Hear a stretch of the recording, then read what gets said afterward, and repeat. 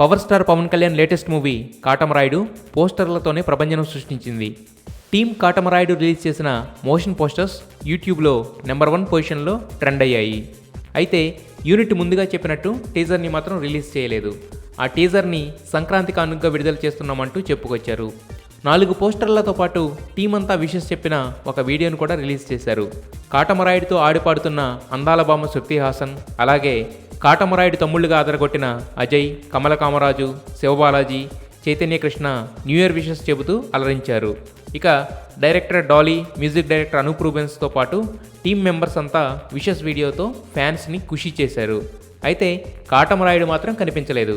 కాకపోతే పవన్ ఎప్పుడూ అందరూ బాగుండాలని కోరుకునే వ్యక్తి కాబట్టి స్పెషల్గా విషెస్ చెప్పాల్సిన అవసరం లేదు.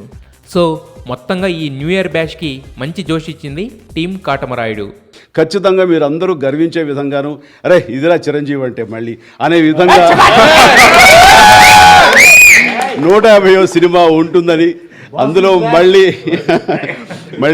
ఒళ్ళు ఏమాత్రం దాచుకోకుండా అదే కష్టంతో అదే కష్టాన్ని నమ్ముకుని నాకు తెలిసినంతలో ద బెస్ట్ పెర్ఫార్మెన్స్ అన్ని రకాల ఇంగ్రీడియంట్స్ తోటి అన్ని చక్కగా ఈక్వల్గా క్యాటర్ చేసి అందరిని అలరించే దిశగా ఈ సినిమా రూపుదిద్దుకుంటుంది.